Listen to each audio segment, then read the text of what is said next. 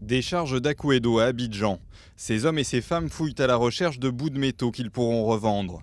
C'est à une centaine de mètres de là qu'en août 2006, une partie des déchets du Probo Koala ont été déversés. À l'époque, nous avions rencontré ceux qui habitent à proximité de la décharge. Nous sommes enrhumés comme ça. Ça sent mal. Ce qu'ils ont fait. Ça donne la diarrhée. Ça nous rend malades.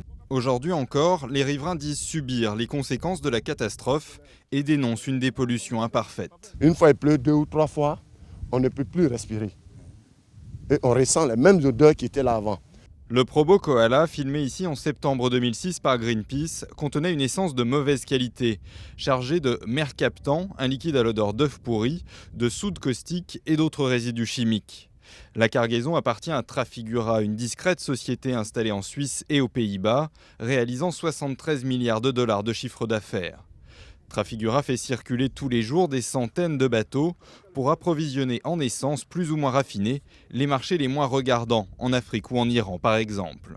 Quand le Probo Koala arrive à Abidjan le 19 août 2006, ses cales sont pleines de déchets pétroliers. Une société locale accepte de les traiter pour 35 € la tonne.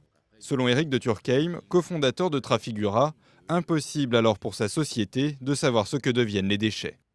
On transmet effectivement un déchet du monde maritime au monde terrestre, mais une fois que vous rentrez dans ce monde terrestre, ça devient en dehors de la responsabilité des acteurs que nous sommes.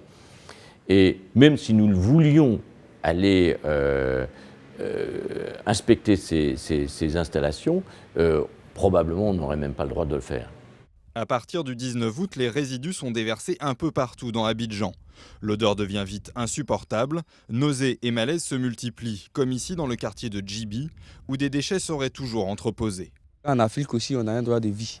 En Afrique aussi, on n'a pas besoin de vivre avec des déchets toxiques en notre compagnie. Ça, c'est regrettable que les gens ne comprennent pas les choses de la sorte. Nous pensons que nous allons nous battre avec tout ce que nous avons comme force pour que cette situation soit réparée et que cela n'arrive plus jamais. Trafigura a signé 2 accords, l'un avec l'État ivoirien, l'autre avec un cabinet anglais représentant 30 000 victimes. Chacune d'entre elles devrait recevoir 750 000 francs CFA, soit un peu plus de 1 100 €. Avantage pour Trafigura, clore le débat sur le bilan humain de la catastrophe, alors que certaines études parlent de 17 morts. Mais l'affaire n'est pas close pour autant. Une plainte pourrait être déposée début 2010 devant la Commission européenne contre les États membres de l'Union qui ont laissé repartir le Probo Koala et ses déchets vers l'Afrique, rendant ainsi possible une des premières catastrophes écologiques du XXIe siècle.